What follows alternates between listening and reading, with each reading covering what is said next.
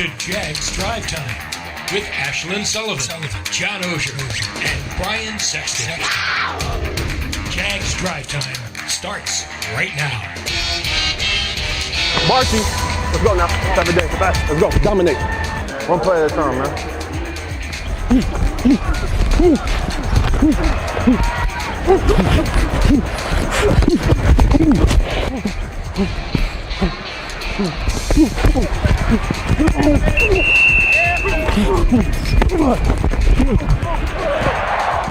Running with James Robinson. James into the open field, 30, to the 10, to the 5, touchdown! Go!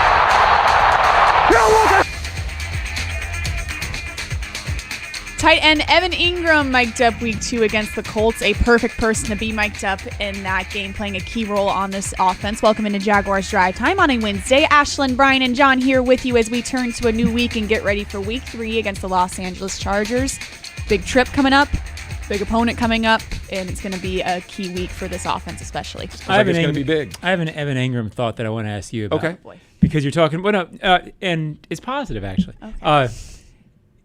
You've been doing this for 85 years, right?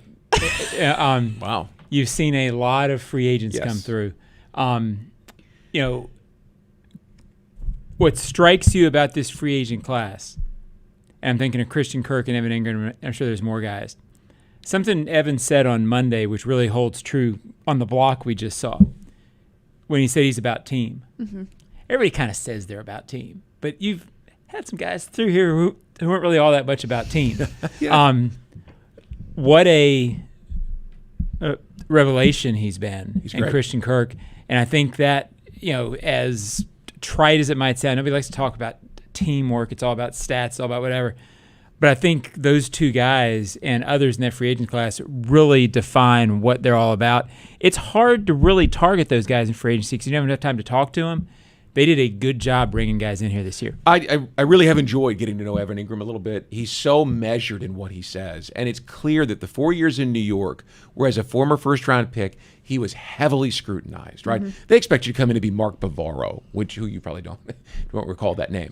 But Bavaro was the tight end on the great 80s championship teams and was just, as tough and dependable as they came. And you don't find many guys like that. He has a couple drops. New York gets down on him. He comes down here, he's happy. Mm-hmm. And I think he's happy because he just gets to be himself and be part of the team as opposed to having to be the star, the first-round pick from Ole Miss guy. And then I think Kirk learned a lot from, he was not the star. He had DeAndre Hopkins, and of course Larry Fitzgerald was there, and for a time A.J. Green. So he's been around a lot of great players, and he learned to fit in. And I think there's circumstances in Arizona and New York really play into who they are as people. Yeah, I think it's been cool to see. It has. It's both of them kind of getting a new chance, a fresh start that seemed needed. And I've said it, Sunday, you saw them going to Ingram on key third downs where it was 8 yards and they needed a guy that they could depend on, a big guy who could go take it away from a cornerback. And that role is going to expand. Oh, yes. All right, let's get into big things. Big thing 1 is the message. The Jaguars are 1-1, and after Monday Night Football with the Titans, the Jaguars are leading the division this week. Now, no way can anyone be cocky after winning one game, but Coach Peterson is making sure the message is clear this week. It's up to the team. It's up to the players, really. But for me, it's kind of easy because the message is always going to be the same thing. It's all about us going 1-0 this week, and it doesn't really matter what we've done in the past. And it's a short-term memory each week. It's a new set of challenges, and so it's my job to make sure that the guys stay focused that way and never lose sight of that because that's when you get beat, when you start kind of feeling full of yourself just a little bit after something like this on Sunday, or you have success a couple weeks in a row, and you want to build on the momentum, of course, but at the same time you got to stay humble and grounded and continue to improve at what you're doing. Big thing 2 is the trip. Big game this weekend as the Jaguars will travel to LA to face the Chargers, considered a playoff favorite this season. This is a whole week process to get ready to play a game on the West Coast, and tight end Evan Ingram is getting ready for that early. The biggest thing is really just taking care of your body, and that having a West Coast trip like that, you got to get on it now and really be consistent with it at the beginning of the week. Even we're going to have a couple hard practices, so everybody's got to take care of their bodies, be accountable with that stuff. and just stay focused. There's going to be a long flight, time change, all that stuff. It's just staying focused, staying locked in on our mission and our goals. And then when kickoff happens on Sunday, it's just football, and we're ready for it.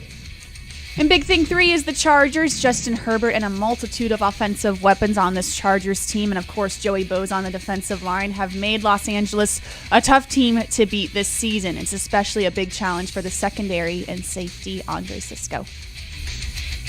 Big week for the secondary.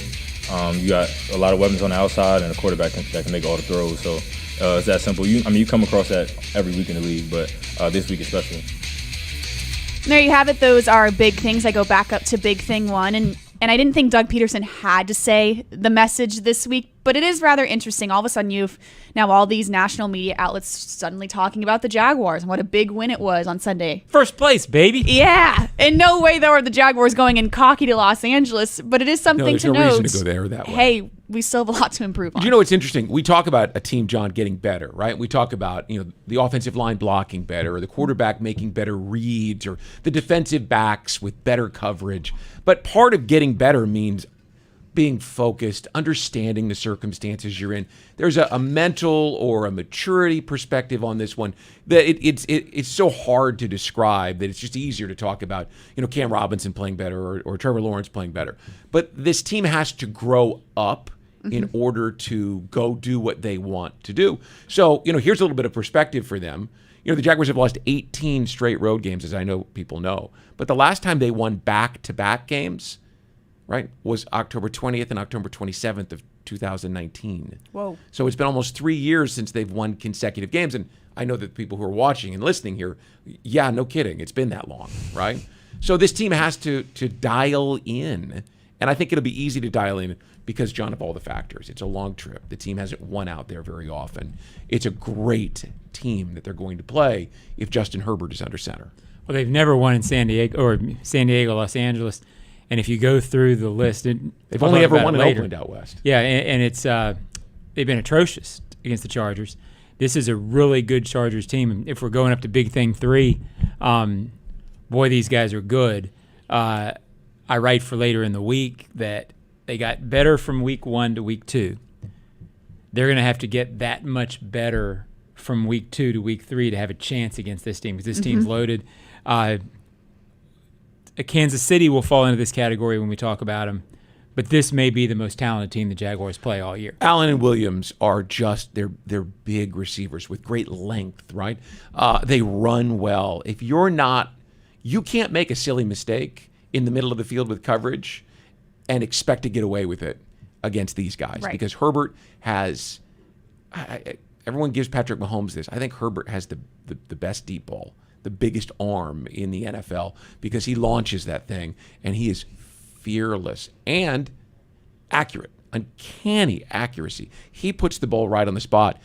So I think if you're going to win this game, you're going to have to score a lot of points, John. Not 23, which is what this team is averaging. You're going to have to score 35 or 38 points to be able to beat this team. I think it scares you about Herbert and this offense. The first 2 offenses, you felt like if you gave them something, they would take it. This offense, you don't have to give them anything. No. You can play very well against this offense, and they can score 28 points on you. If you play poorly, you're done. Yeah, and the turnover battle is going to be huge this week as well. Right. And we'll find out, exactly where Justin Herbert is. I mean, they'll get back on the field today. I wouldn't imagine that we're going to know much about him until Friday, Saturday, even. Because I wouldn't expect he's going to get a lot of reps this week. I would think none. I would, yeah, and that's going to determine obviously his pain threshold and how many reps he gets. But I mean, he is. We forget about him because he's all the way out there, and we talk about Mahomes and all the great quarterbacks in this game, and we forget about him. Well, he's a top 5 guy. 100%. When he's on, he's the best. I mean, I'm saying Josh Allen, when he's on, he's the best. Patrick Mahomes. But he's in that conversation of guys in that category for sure. Again, you can't, if they're on and you make a mistake, you're not going to win. 100%.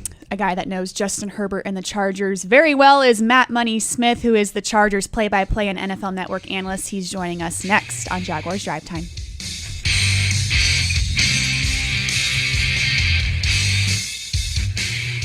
Hey Jags fans, Brian Sexton for Dreamfinders Homes. In a complex housing market, do decisions on the biggest purchase of your life stress you out? At Dreamfinders Homes, they can build the home of your dreams in one of their many communities in Northeast Florida. With a mortgage company in-house, they're here to assist you throughout the entire process. Choose from their wide range of single-family homes or townhomes from the 300,000s. Dreamfinders Homes specializes in homes built to fit your lifestyle. Call 904-590-2545 or visit dreamfindershomes.com. Crown Royal's That Deserves a Crown program recognizes local heroes for making a positive impact in the community. The Jaguars and Crown Royal are giving back to those who serve this season, celebrating these individuals with the ultimate VIP Jaguars home game experience. Nominate someone who deserves a crown today at jaguars.com/Crown Royal Promotion. Please drink responsibly. At Five Star Credit Union, you inspire them to go the extra mile to meet your financial needs. That's why they offer Jaguars fans more banking options like better rates and no hidden fees.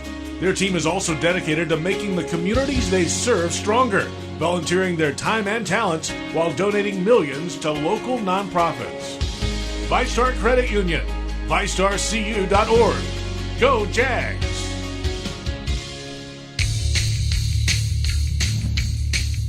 For 9 years, Dreamfinders Homes has been proud to call themselves the official home builder of the Jacksonville Jaguars. Visit dreamfindershomes.com for all available inventory.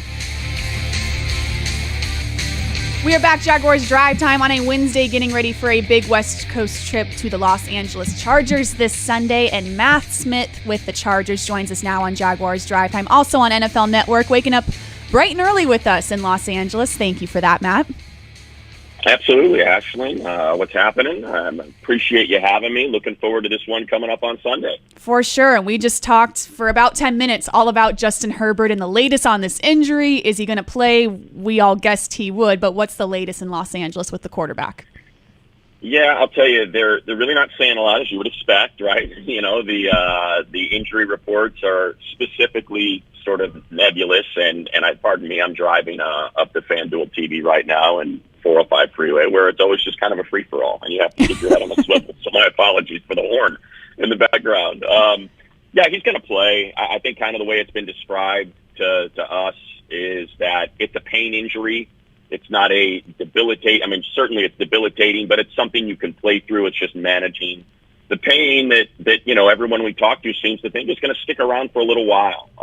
But look, I think we saw with that throw after he couldn't run for a first down for 2 yards because he was in so much pain. In the very next snap, he throws a 39-yard dot. You know, that Herbert's probably capable of playing through it. He's not going to be 100%, but, you know, by week 3, how many players in the NFL are at 100%? Hey, Matt, good morning. You know, I watched that Thursday night game, and you see the AFC West, and obviously Kansas City's been on top out there. You guys seem so close to getting over that hump. What's the difference between Kansas City and San Diego? Sorry, I'm going to say that. I still do. I shouldn't. Between the Chargers and the Chiefs. Well, you know, in that game, I think look, I know this is going to sound a little sour grapesy and, you know, bias coming through, but the Chargers were the better team. I mean, they're a better team the whole game. You know, it's a 14-point swing on that pick six because Gerald Everett just couldn't quite summon the energy, you know, for 5 more seconds, or the coaching staff just could not let this team slow down and huddle up. You know, Herbert just loved that mismatch he had with a small corner on Everett and wanted to get right back on it, and it turns into a pick six. But, you know, the offensive line of the Chiefs was letting them down that whole game. The Chargers' pass rush was affecting Patrick Mahomes. He threw 4 interception-worthy balls. I personally thought he threw 2 interceptions. I think you go back and you watch the film, and it's a ridiculous call on Bryce Callahan that would have been an interception by Nas Adderley. They score a touchdown on that play, and, you know, it was called an interception on the field, and it certainly looked like Asante got his hand underneath that ball to keep it an interception, or at least prevent it from being overturned, and it wasn't. So I'm not saying they should have won the game. The Chiefs made the play to win the game. What I'm saying is you come out of that feeling like the Chargers were the better team. Now, you make a great point, which is this happened a lot last year where they would get to a certain point and then seemingly could not get over the hump. The defense is a lot better this year, and it was the defense that was letting them down last year. when it came to getting over that hump, you just see teams run all over them in the fourth quarter, convert third downs, able to run out the clock and get a victory, or score the final 2 or 3 points they needed to get that win. And I think you're going to see a shift in that just because the defense is playing so much better, particularly against the run, to get these pass rushers into third and long and obviously passing situations. Is there a feeling, Matt, talked to Jeff Miller with the LA Times the other day, and he mentioned this feeling that the Chargers sometimes have of what's going to happen this time to make it go wrong, and they've sort of been snake bit sometimes. Is that feeling going away? Do they have to earn it going away? And I guess what's the key to making it going away? Yeah, that was certainly something that you felt when they first moved here. When I first got, I got with the team when they moved here. So there was definitely that. And I think a lot of that was a product of, and I hate to say it because I think he's going to be a Hall of Famer, but of Phillip Rivers. And I think Phillip, when he felt like there wasn't enough around him, and regularly there wasn't, that he would just end up doing a little bit too much or trying to do a little bit too much, and that would lead to that back-breaking turnover late in the game. Now, I would always sort of, kind of couch that by saying, look, if he doesn't play the way he plays the entire game, they're not even in that position. But because he has to play that way, that's when things would unravel. I don't quite feel that with this group. And I think there's two people, that sort of have managed to push that aside, and it's Derwin James and Justin Herbert. Derwin is such an incredible leader, just a positive force, really just a tour de force for this team, of energy, of belief, of want to. And I think when you look at the sideline, when you're on defense and you see number 10 standing there, you just assume anything is possible in any deficit. And I think they did that last year. Yes, for the losing 3 out of their final 4 games, you still think about those fourth quarter comebacks, or the way he played against the Browns, the way he played against the Steelers. All those games where Herbert magic, in the fourth quarter against the Raiders when the season seemingly was lost, and yet they get to the final 3 seconds of overtime of going to the playoffs. So I think those two players have changed that sort of mindset. But until they do it, I think that question is certainly worthy of being asked. And Matt, you also cover football on a national level, and frankly, we're not used to the Jaguars being talked about on a national level. And then all of a sudden, I'm seeing that this week, which is kind of crazy because it's only 1 win over the Colts. But what is your mindset of this Jaguars team coming into Los Angeles? Yeah, it's funny you say that because I'm actually driving. I'm going to do Kay's show right now. I do it every week for Power Rankings with her on Up and Adams. And we were talking about, okay, what are the teams we talk about? Well, let's make sure we hit the Cowboys with Cooper Rush. Do we not believe in? All right, the 49ers with Jimmy Garoppolo. And then the Jaguars came up. And, we kind of had this little mini conversation of, well, we only have 12 minutes for this segment. Do we want to hit the Packers? Do we want to hit the Bills? And it's like, the Jags, they deserve some love. Like, this is an interesting team. They've had all these first-round picks that have not come to fruition, that have gone bust, and now it looks like they're hitting them. Trevor Lawrence, and obviously with Josh Allen, and now being able to be teamed up with Trayvon Walker, like, that is a formidable front. I'm on the West Coast. I call college football games still a little bit when I have windows to do so. I'll be calling the Utah-USC game. So Devin Lloyd's someone I'm completely familiar with. Like, that's a good, young, athletic, nightmarish front that you've got to contend with. I think it starts there. I think Trevor Lawrence, because we had heard so much about him being a generational talent, and I totally believe that's still a very real possibility with his size and athleticism and, ability to play that position, what he showed at Clemson and how many games they won. So I think there is more of a national attention put on them just because of the way they beat the Colts. So many people had pegged the Colts as a top 10 team, as sort of the team to come out of the AFC South, and to see them manhandled that way. Yeah, they had some injuries on the offensive line, but I think we've seen, those. And look, it wasn't, I don't want to say it. Look, it definitely wasn't the consensus pick. There are a lot of people wondering if that production of Aiden Hutchinson was being overlooked for the potential of Trayvon Walker. And now I think you're starting to see why. This guy could end up being a real problem with that length, strength, and athleticism. And look, for the Chargers, they lost their right tackle halfway through that game. And that's when you started to see it get leaky on that side when Storm came in to replace Trey Pipkins. They lost their starting center. an All-Pro and Corey Linsley for the second half of that game. So that's going to be a problem. I think, and if you can do it, if you can affect Herbert, then certainly it's going to be even more of a national conversation of, hey, a lot of people are talking about the Jags plus 750 going into the season as potential winners of the AFC South, and those people are feeling pretty good about their wallets right now. Absolutely. Well, Matt Smith, thank you so much for joining us on Jaguars Drive Time. We will see you in Los Angeles on Sunday. All right, Ashlyn, Brian, John, I appreciate it. Enjoy your trip out. Thanks, Matt. Thank you very much. Coming up on Jaguars Drive Time, we have some This or That on the Jaguars Digital Network.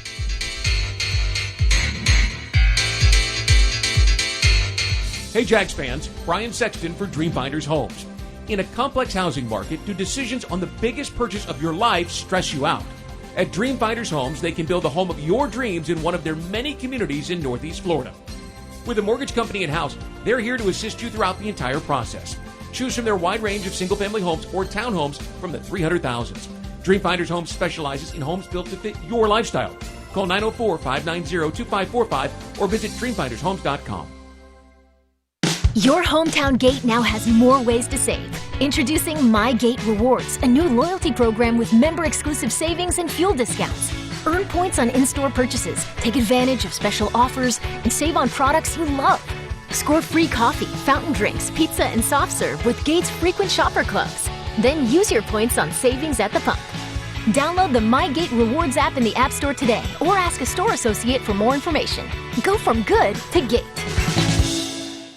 Jags fans, this is Shaquille Griffin. I'm going to share some of my secrets for competing in the NFL.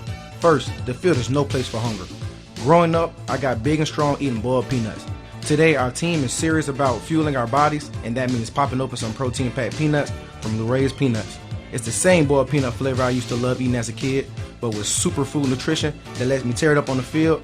Pick Luray's boiled peanuts at all Jaguar home games, or pick up a few bags at the grocery store and fuel up at home.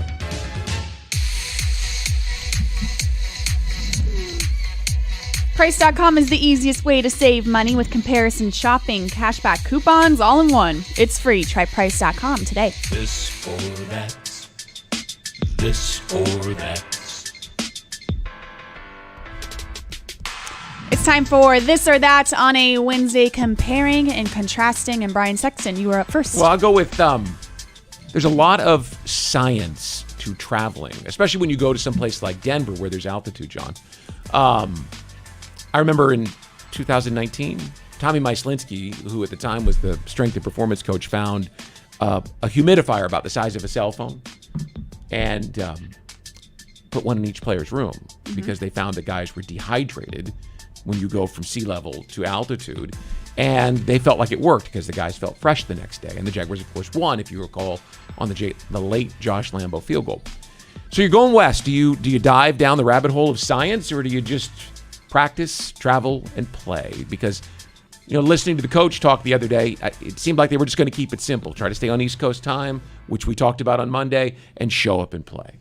Well, I think he'll bring the science into it. And as I was thinking about that, what would really be awful is if you had a cell phone the size of a humidifier, because that wouldn't work at all. Yeah. But Yeah, I think true. what you need to do here, I like the approach he's taking. They're going Saturday. They're going close to their normal time. Give these guys the least amount of time to think about. Don't give them an excuse for being late for the plane on Saturday. Make sure you just stay in the same routine. I like that idea. I always thought I never minded going west early, but I thought it was a little bit overrated. So I think Doug is taking the approach of keep things the same, keep them into their routine, and then have the trainers and the medical people, whoever does that, bring in the science without him emphasizing. Well, you heard the players talking about it in the locker room on Monday, or at the podium on Monday. They were talking about how you get on it early. Right.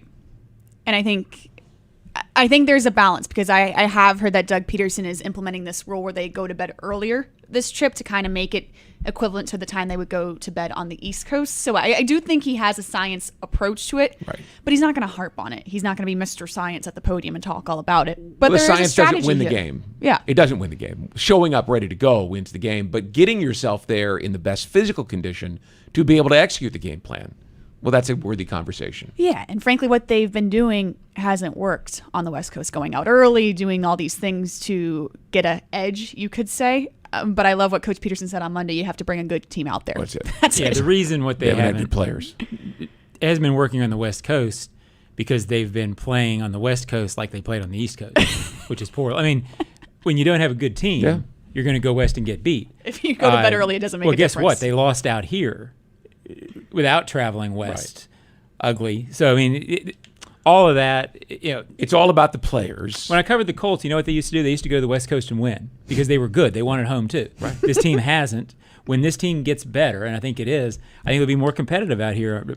I mean, out on the West Coast on Sunday. Well, I think one of the reasons why the science conversation comes in is because it's the third youngest team. We talked earlier about an understanding, a focus, a maturity, how you handle the prosperity of winning, right? So you have to make sure that this team understands that they have to take care of themselves this week, and they have to do everything at home that they need to do. Go to sleep early, hydrate, all those things. Mm-hmm. I mean, you need every edge you can get. You're looking for players who are great players who understand that. Yes. John, what do you got? Well, my this or that is, I'm going to read it off the screen. Here we go. What's tougher, the streak the Jaguars extended in Week 2, which was the home streak against the Colts, or the one they will try to break this week? I think less people think about this streak because it's over the course of time, but the Jaguars have beaten the Colts 8 straight times here. They've lost 5 times out west to the Chargers, and the numbers are ugly. The closest game was 39-29. When was that? During COVID, and that didn't feel like 39-29. Mm-hmm. That's the closest margin. The others are 24 points, 19 points, 25 points, yikes, and 13 points. They've never cut it to double digits. That said, none of that matters because this is this year's game. But I think as you see this team improve, you will see that West Coast thing get less and less. Brian, we covered the team together from 95 to 2000. That this really wasn't a thing back then. They beat the Raiders once. They played poorly a couple times out there. But it's not a thing when you're pretty good. When you're pretty bad and you go out there and get just whacked every time, it's going to become a thing. I remember, so I think this thing will go away as the team gets better. So back in those days, the Jaguars didn't play the Chargers for the first time until 2003, and you were already in Indianapolis. They didn't go to Seattle for the first time until 2001. So when they were really good, they went to Oakland twice. They lost in 96 when Jerry Ball returned that fumble, and they won in 97. So we didn't get enough of a look at it. But that's true. The Rams weren't out there yet. And they didn't play the Chargers until 2003. So it's tough to say. But I think the point is it's tougher to go west and win when you're not as good a team, right? Because then all of the travel and all those excuses come into play. Oh, for sure. I mean, with Peyton Manning, you could win anywhere. Sure. Right? So I think it's going to be tougher for them. And with Trevor and Doug, I think you're going to get to the point where you can go compete anywhere. 100%. And that'll be the storyline. So the 18 straight losses, which is going to be the story, and it probably, there's a good chance that it'll be 19, and you got that because you're going out there to play where you haven't won. I'm not picking them to win this week, right? But the ideal is that you get to that point with your coach and your quarterback and your defense that we don't even have this conversation. It's just they're going to play a good team. Mm-hmm. So the thing that's hurting them this week is they're going to play a team that I think if everyone's on the field and healthy is just a notch below Buffalo. Right. I mean, they're that good. Mm-hmm. With Khalil Mack now and Joey Bosa, well, we talk about Trayvon Walker and Josh Allen. These two guys have done it at a high level for a long consistently. Mm-hmm. So this is a really good team. They're going to have to play their best football in a place where they haven't played well. Mm-hmm. On 10-10 earlier this week, we were talking about how far the Jaguars have come in just a week. And the question was posed, well, if they win this week, then we truly know how far they come. And I hesitate that because, truthfully, I don't think they're going to win this week. But if they can keep this game competitive, I think that shows how far they've come. If they can go make this a game on Sunday and it's relevant in the fourth quarter, how many trips have we been on where it's halftime and you're thinking, all right, pack up the plane, let's go, because it's not a game. Right. If they make this competitive, that shows how far they've come. I think it's important to point out they can win. It's not this team can get better and go win. It's a really tall order for a young team to go there and beat that team. It's a really tall. They're going to have to play like they did on Sunday, maybe even a little better. Well, they're going to need takeaways. They're going to need short fields. They're going to need their quarterback to throw, 65 to 70% completion percentage. You can be good, improve, and still lose. in a playoff team and lose in Los Angeles to the Chargers. Yep. You absolutely can. All right, my this or that quickly, kind of relevant to what you guys just talked about. Travel to LA or travel to London. What is more difficult? I think we all can agree it's going to be traveling to LA because this team has traveled rather successfully to London. With that said, it's a new coaching staff, it's new players, it's a new team, like we've talked about the past couple of weeks. But I think the Jaguars at this point have traveling to London down pat, where I don't really think about it, to be honest. I don't think about the difficulty of going to that game anymore. Yeah, we don't. We don't talk about the challenges of traveling to London. We talk about it for teams who haven't been there. Right. I think the history says going to the West Coast is more difficult for this team than going to London. Mm-hmm. So I'll say with that. Yeah, I think about the difficulty of traveling to London when I'm waking up at 7 o'clock. I still think that's a tricky trip because of the overnight part of it. Yeah. But I get your point. This team knows how to do it. It'll be interesting as we get closer. So many guys on this team and the coaching staff haven't dealt with this together. Mm-hmm. So I think that'll be a little interesting. But for the most part, this is a trickier task for most of these guys going to LA. Yes, it is. And that is This or That, presented by Price.com. When we come back, some closing thoughts on the Jaguars Digital Network.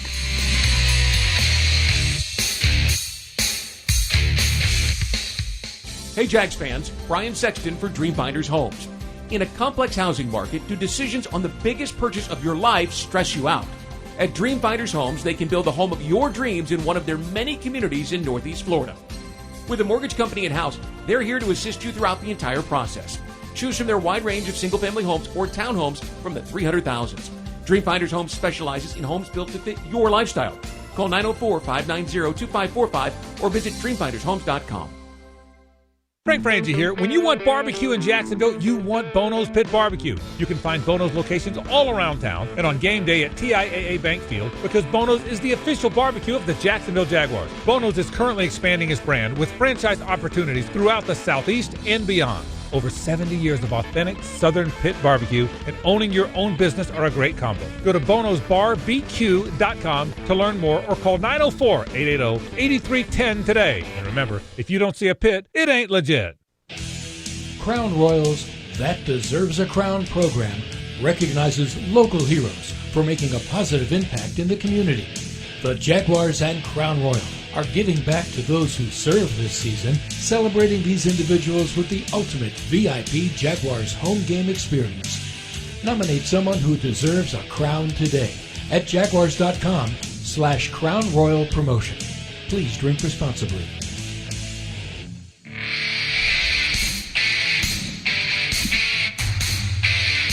Jaguars Game Day Radio is brought to you by ViStar Credit Union. Do good, think better. See what we can do. My game ball goes to the quarterback one for the Jacksonville Jaguars, Trevor Lawrence. And guys, he looks like what we want. We waited a year for it. I don't even think had a real sentient human being as a head coach last year. He does now. Doug Peterson has a statue, and he's got a quarterback.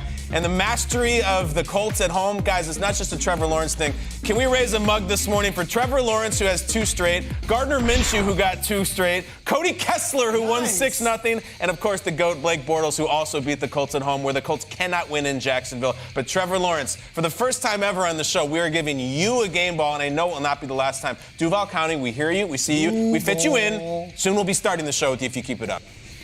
There you have it. The Jaguars got 2 whole minutes of Good Morning Football like we just talked about with Matt Smith from the Chargers. Starting to have to talk about him, maybe just a little bit, but hey, it's progress, right? Sure. Yeah. I'm not into the national media the way, but I know the fans love that, so it's cool to see because I know that makes people happy. But these guys don't care. No. They don't care. I mean, they want respect from the other teams, right? And occasionally, I guess on social media, they care a little bit about that. But Doug talked off the top about keeping these guys focused on the next thing, which is the Chargers and not whoever that was. Yes. Kyle Brandt. You should know this. I said that specifically for you, just Sean. to make me angry. Yes, I did. He does it on purpose. And that is Jaguars Drive Time on a Wednesday morning. We'll be back tomorrow morning at 9:30. Stay with us on Jaguars.com.